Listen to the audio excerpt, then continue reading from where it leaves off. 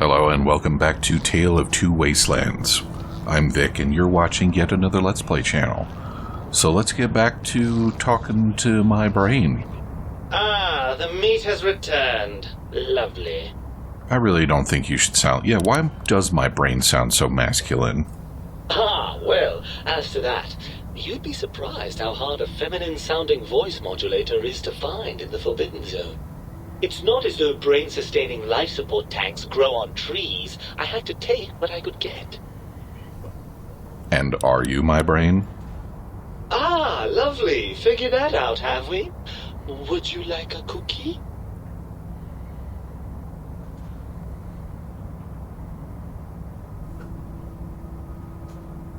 You're my brain, so you better be more respectful. Oh, had I? What exactly will you do if I don't? Not put me back in that cranial dungeon you call your head? Heavens forbid. I could drink a lot. Oh yeah, television. You wouldn't. That's inhuman.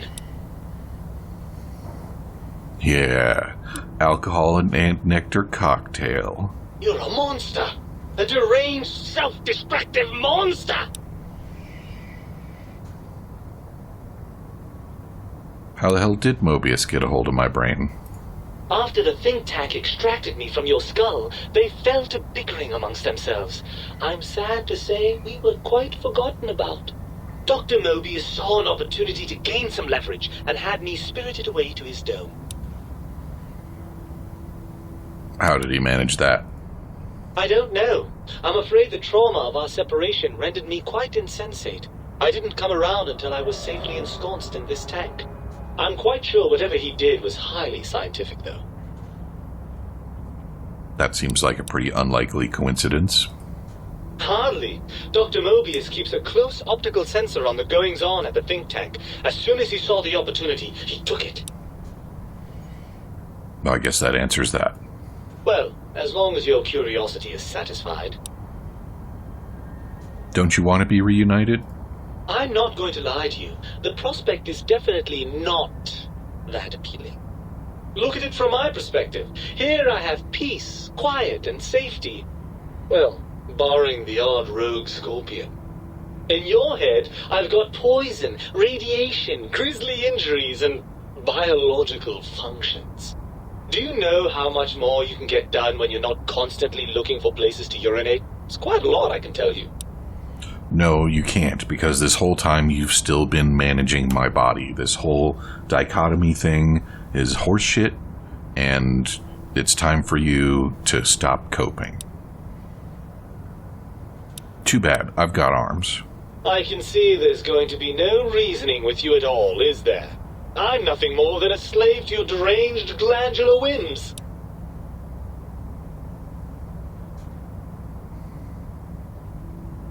You'd rather just stay here? Well, certainly there might be some things I miss about being ambulatory. We have seen some incredible sights, haven't we? Jason Bright and his followers launching into the vast unknown.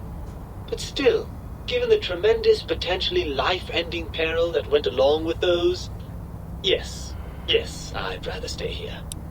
Listen, Brain, did you forget the time that we got laid? You know, that one singular time? Isn't it true that you feel this way because you're lacking hormones? I suppose you're right. That does call certain assumptions into question, doesn't it?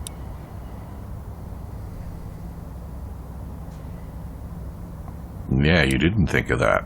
Yes, all right, bravo. You've come up with something I neglected to consider. There'll be no living with you now. So, what do we do about this?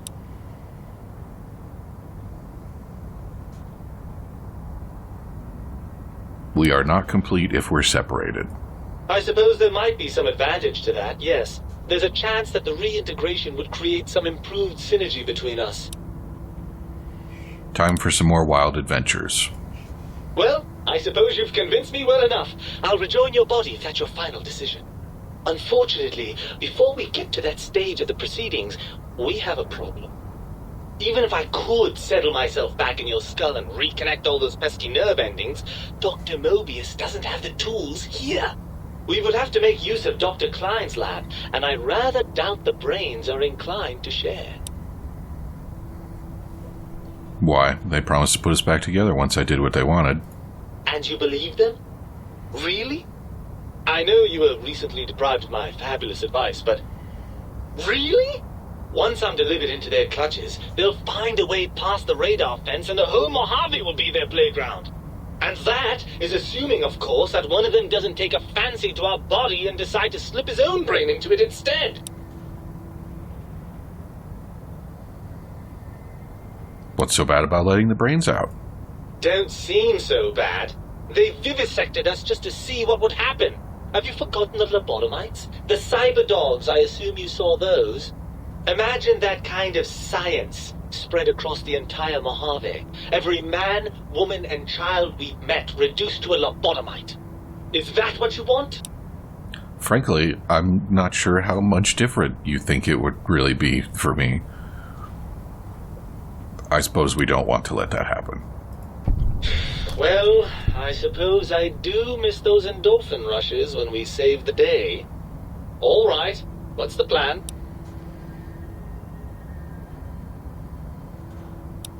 If they won't hold up their bargain, we'll make them. Right. Look out, think tank. This brain is coming out of its jar. I suppose now that we're reunited, you'll want to fill your torso up with those other meaty parts the think tank took from us. Personally, I think your upgrades are quite a bit better. But now that I'm with you, the Sync's autodock can plug them back in no problem. Right then, off we go. Klein will be in for a nasty shock when he realizes the pacification field won't work on a mind and body reunited. Your brain added. So... Electrons attached to the neutron. The neutrons attached to the meson. So... Does that mean I don't have to take my heart and my spine back?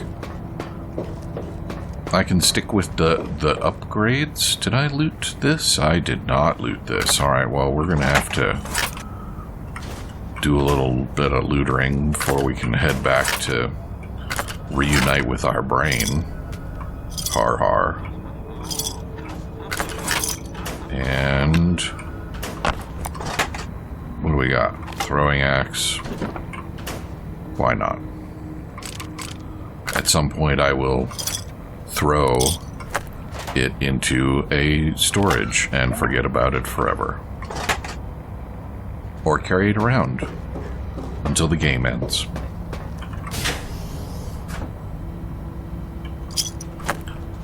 Thereafter, I will rule over New Vegas until... probably until somebody nukes it. Since it appears that I won't be around for Season 2 of the show.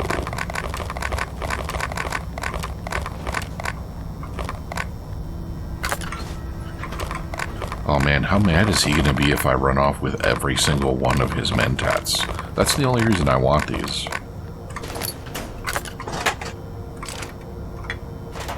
That's right, I need to remember that coffee cups are actually good for something now.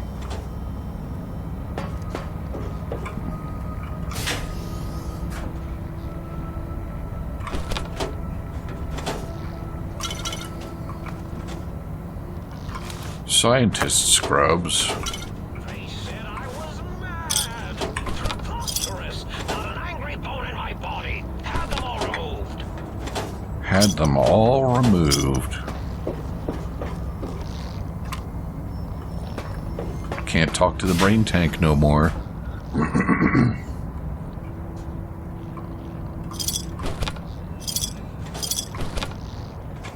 Yeah, so I feel like the whole, oh, your brain isn't in your body, and so now you have to argue with it to get it back in your body thing. It's like, yeah, but you've been telling me this whole time about how my brain is still doing its brainy job. It's just that there's a Tesla coil in my skull helping it talk to my body. So it's like a decentralized nervous system, but a nervous system it remains. So That was more of an attack of schizophrenia than it was anything else.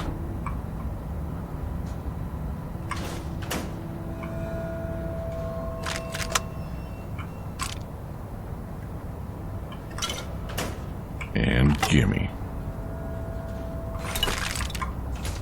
Alright. Yeah, I suppose I care about the boxes. And no, don't remind me that there were boxes in the other rooms. Space for my calculations. That's a joke, right? You've got shitloads of floor space with no calculations on them.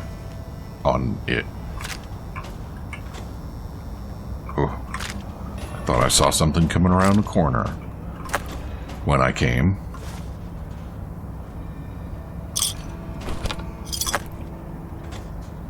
Gimme.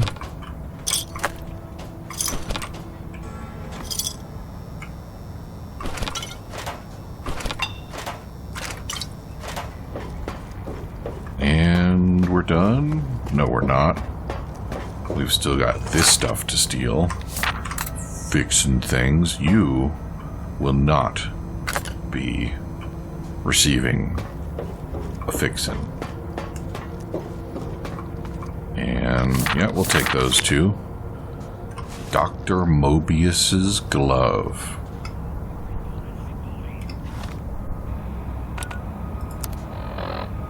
Weapons. What does Dr. Mobius's glove do?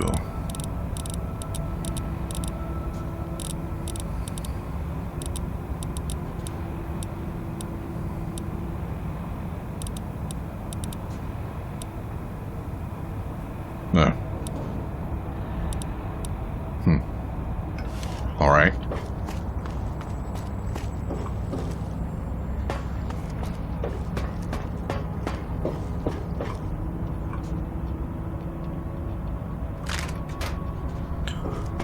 All right, Mobius, I do believe I am done with you forever. Enjoy.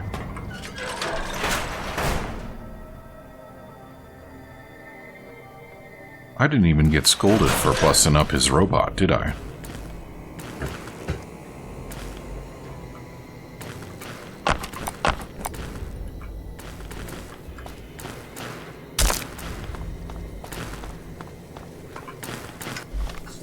Alright, yeah, so what is the deal with the heart and spine thing, right?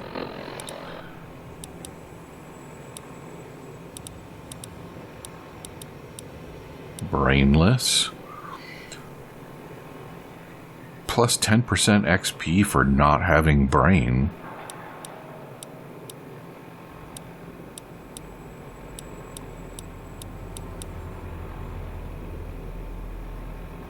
Nah, I just picked that up.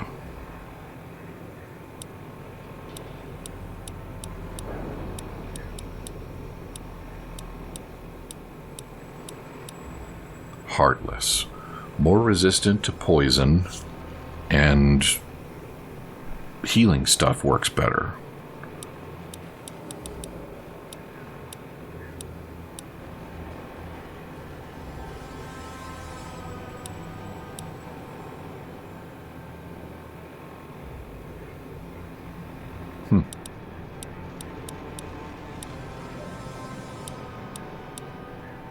Living anatomy.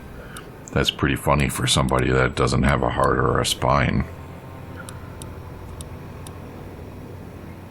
Now where is it though? It's gotta be around here somewhere. Spineless. Torso can no longer be crippled. Damage threshold increased by 2.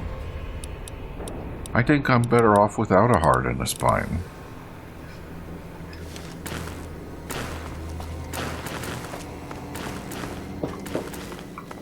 Yep. Alright.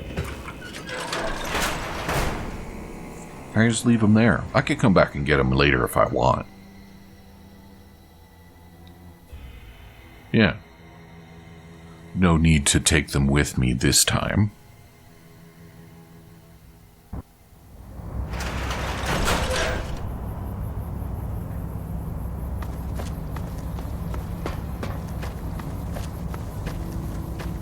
place can be quiet now. I actually move faster when I'm crouching than when I'm standing up. That's awesome.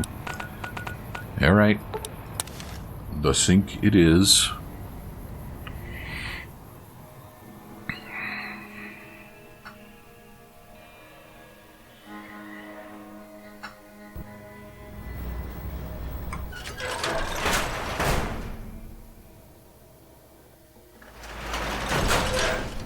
Now I believe I have something to hand over to the jukebox.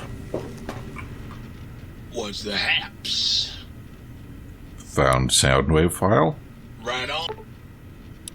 Alright.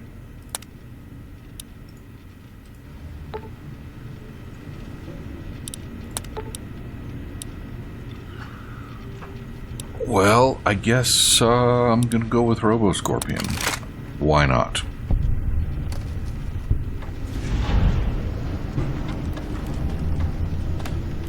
Now you. Got any more sweet, innocent little kitchen appliances for me? I think I have. Well. And where is my little Chihuahua Securitron?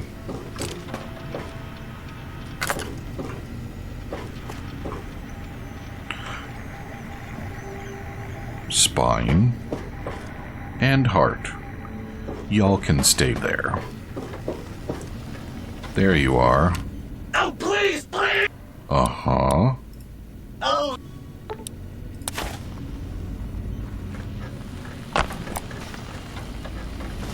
If you know what the word proletariat means, do you know what that makes you? Well-read and erudite. For a communist.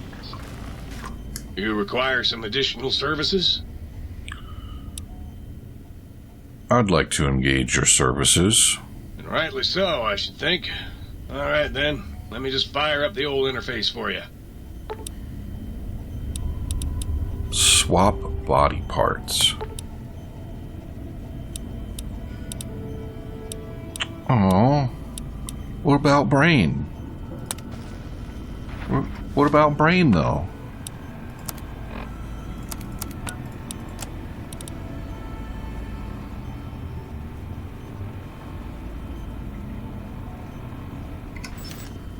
What about brain?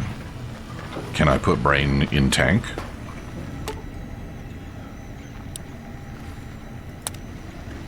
I cannot. Alright. Well, let's go confront the stink tank. Har har.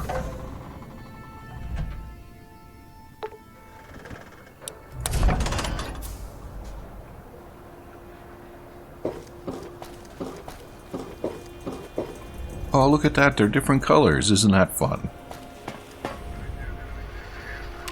The lobotomite returns. Our lobotomite.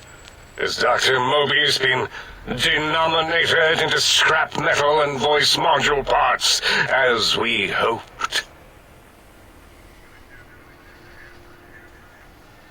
I found my brain, and now you and I are going to settle things. I recommend watching your tone with me, lobotomite. Now, your brain. Hand it over, or we'll extract it again. There's some things we should discuss. And what could we possibly have to speak about? You have the brain, we have the technology. All you must do is surrender. With it, we can finally leave this place. I cannot tell you how boring this place gets, chopping up the landscape and everything in it. And we have so many questions to ask your brain first. About this Mojave place. A fertile testing ground for our experiments.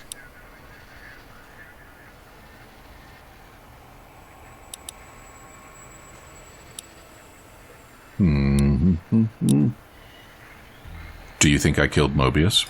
Yes! Wait, you did, didn't you? You are lying. No, you are not. Your heartbeat, perspiration, all excessively confident and sure of yourself.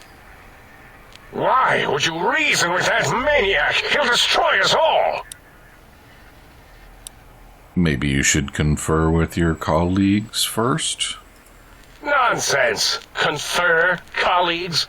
Those are two words I do not recognize.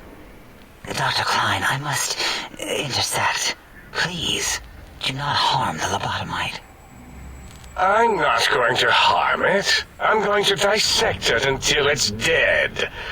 Why the sudden intersection, Dalla? I cannot stand a sweet breathing organism breathing in and out to suddenly not breathe. We must keep it alive. For study. Slow study. Dalla, these vocalized pauses are unlike you. What do you care? Klein, this lobotomite, it's a great sounding board. You respect ideology, right? This one's, well, it's got good ideas. Silence, Dr. O. This is a think tank decision. Save your objections until after I have decided our course of action. You know what, Klein? Stick a straw in your tank and suck yourself. Long and deep. And my name is Zero. Yeah, a big, fat zero with a slash through it. The slash as a designator. Why, that is brilliant. But how did you... The lobotomite taught me that. Taught me a name is more than, that I should take pride in things like names. And you know what? Forget it, Klein. I hate you. And your theory of brachial beam oscillation? The Chinese had it first, you copycat. How dare you? Brachial beam oscillation was solely my discovery. I expressly told you that and deleted all evidence to the contrary.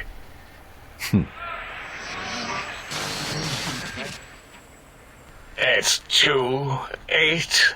Cute. Why are you acting like this? You've never refused to commit necessary surgery before.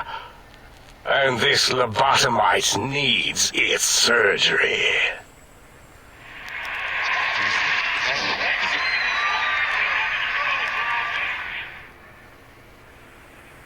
So I assume this is going my way because I went and talked to them all and did things for them and stuff.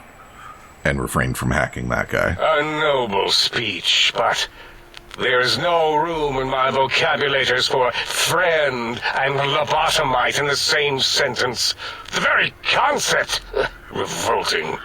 Perhaps you are irradiated with camaraderie radiation. We have chems for that. We can save you from your emotional addiction. I, for one, cannot bear to let this continue. I don't see what is to be gained by throwing another body into our labs, especially one that has done us a service, gone where we feared to go. This lobotomite doesn't deserve our knives. It deserves our respect.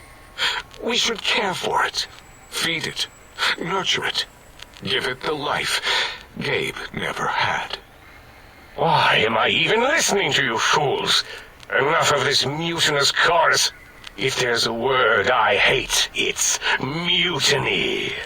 And the word jism, which never made any sense to me. It's ridiculous putting j and zm together like that. Nonsense! I count as 5, like the mighty human hand I once had, with its 5 penises clenched in a fist.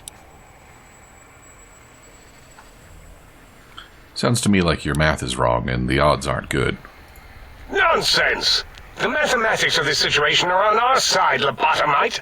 I believe... No, wait. Carry the 2, then... If this were a democracy, I would be concerned. We are too scientific for that. So just surrender. It's not a democracy, it's a research facility, and over half your colleagues dispute your findings. You dare use logic against me? Yeah, so you're gonna surrender. That's no deal at all. There's a whole world beyond the crater, filled with ideas and possibilities. We could have escaped, seen it all for ourselves, tested it, prodded at it, made it squirm.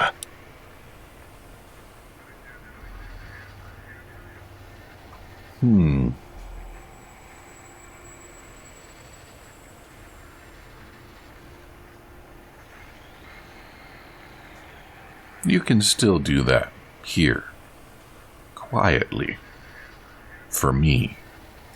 For you? And for science? I have a strange sensation that I would like that. How odd. Very well, partner. The think tank is at your service as long as you do not destroy us. So, what did I just accomplish? Can I bring him stuff? I don't think I can bring him stuff. I bet no one has ever been as unnoticed as me. That's the point, stealth suit. And also, the Chinese stealth suit has definitely been more unnoticed than you. As it had been in the years before the Great War, Big Mountain, the Big Empty, became home to one of the brightest minds of the 23rd century. The courier watched over the Big Empty for years to come, caring for it and keeping its discoveries safe until they were needed to help others. Which had always been Big Mountain's purpose. Past the laboratories and science, it had always been intended as a place to build the future of all mankind. The Sync Central Intelligence Unit was impressed by the amount of exploration the courier had undertaken. Facilities believed lost, destroyed, or ones that had simply gotten up and walked to new locations had been rediscovered by its intrepid new master. Internally, the artificial personality debated as to whether it preferred the old management to the new, and concluded that the courier's thorough approach to research and investigation was admirable and worthy of its respect. Dr. Mobius continued his research undisturbed in the Forbidden Zone. As much as he had attempted to create better scorpions, he tried the same with humanity, with considerably less success. These failures didn't bother him overmuch. Once the rush of mentats wore off, he forgot he had failed in any event. After all, the bright young mind who had come to visit him in the Forbidden Zone had already exceeded his expectations. The Sync atop the dome bustled with the voices of a small town, constantly chirping, arguing, and snarling at each other. Still, this all happened productively in the interests of its new owner. The Sync Central Intelligence Unit discovered, despite its inversion code, it was comforted by the sense of community the other personalities gave it. The biological research station, obsessed with seeding everything in sight, requested a transfer to the X-22 Botanical Garden, so that it might, in its own words, sensually fertilize the garden's smooth contours. The garden sent back a polite refusal, saying it had prior commitments with a vault it had helped infect before the war.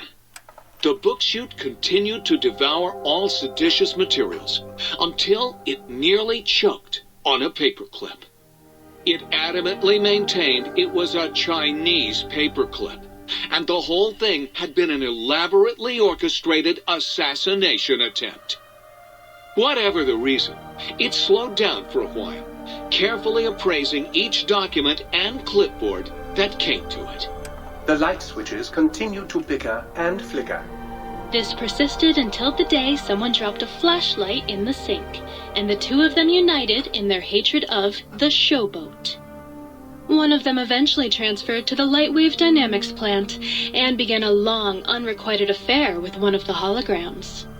The Sync continued to ruthlessly scrub any particulate matter that came near it. Eventually, it gained access to the magnetohydraulics plant and nearly flooded all the Big Empty in an attempt to scrub the crater clean. Once it learned of the innovative toxins plant, however, it gained new purpose. It sought to develop antitoxins to flush into its drains and counteract the poisons bleeding into the soil. The toaster continued its psychotic spree, reducing all appliances in range to scrap electronics and spare parts. After one of its more psychotic episodes, however, the other sink personalities decided enough was enough and dumped the toaster in a bathtub. Sparking and hissing, the toaster swore its enemies would rue the day when they had bread and no way to toast it. Muggy did his best to collect coffee cups, although in his quest, he accidentally trapped himself in Higgs Village. It might have been the end for poor Muggy. Except, he found it peaceful there, tidying up the kitchens of the think tank professors back when they had been flesh and bone. Well, except for Dr. O, who was an asshole for having created Muggy in the first place. Muggy left O's house deliberately dirty, punishing the dishes and cups that lived there in blind revenge for serving Dr. O. Blind old Jefferson, with sounds the courier brought him, created a symphonic counter-frequency that saved Big Mountain from sonic invasion in 2910. If you didn't hear about it, good. It was rumored by the other personalities that he had a brief fling with the light switches. Although he forgot their names much too often and was soon left in the dark as punishment. Autodoc, always gentle and methodical, kept sewing up the courier in all the right places when the skin split open from repeated wear and tear. The Autodoc was just glad to have purpose again. It heard its simpler brothers and sisters who got shipped to the Sierra Madre were bored out of their skulls in that toxic dead city. In time, the Autodoc found a way to deactivate the Y-17 trauma harnesses, releasing the corpses they had held prisoner for almost 200 years. As the courier ran through the X-8 facility multiple times, the computers analyzed the test subject's movements. Rather than performing a superficial observation, they realized the subject barely knew what communism was, or even what a high school was. This confused them for a time, until the facility finally realized that its research had succeeded. So it let its cyber dogs out into the wastes to help protect small communities from physical aggression rather than communist propaganda. The infiltration program in X-13 felt spent, having repeatedly upgraded the stealth suit until it could upgrade it no more. It felt warm, fulfilled, and a bit sluggish. It realized not long after, the stealth suit had left it, without so much as a note on the nightstand. So the infiltration program sent out robo-brains into the wastes, looking for its wayward technology. It eventually found Repcon HQ, and set up a new research center, testing and murdering fiends who kept breaking into the facility. The courier, organs intact, continued onwards, a little less heavy of step, but with all the organs in the right places, as they should be. I didn't do that. After all, brains can develop a life That's of a their lie. own when left to their own thoughts, and the courier's brain was more clever than most. Dr. Klein and the think tank remained alive, unaware of the world outside. They looped through their daily routine, none the wiser about the world beyond, although perhaps wiser was the wrong word. The world outside belonged to the courier, and if anyone would shape it, well, the courier had already called dibs. There is an expression in the Wasteland, old world blues. It refers to those so obsessed with the past they can't see the present, much less the future, for what it is. They stare into the what was, eyes like pilot lights, guttering and spent, as the realities of their world continue on around them. Science, is a long, steady progression into the future. What may seem a sudden event often isn't felt for years, even centuries to come. In the times following the Second Battle of Hoover Dam, however, Old World blues took on a new meaning. Where once it was viewed as a form of sadness, nostalgia, it became an expression describing the potential for the future. It can be easy to see science as evil, technology unchecked as the source of all ills, all misfortunes. With the courier at the helm, science became a beacon for the future. There was Old World blues, and New World hope. And hope ruled the day at Big Mountain. We could say more, but the stories in the Big Empty speak for themselves. Now armed with the transportal Ponder, the courier could return to the dome at any time and crack open the secrets of the Big Empty one by one. The sink sat vigilant, waiting for its master to return, shoes covered in Mojave dust. Only one road yet remained, and it was one the courier had to walk alone.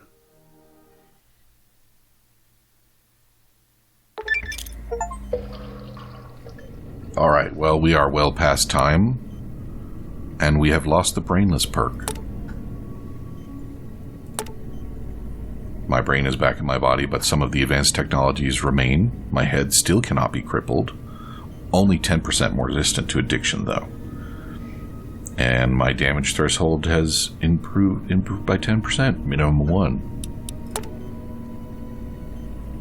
And now I can go back to the sink whenever I want. And it's incapable of harming my enemies.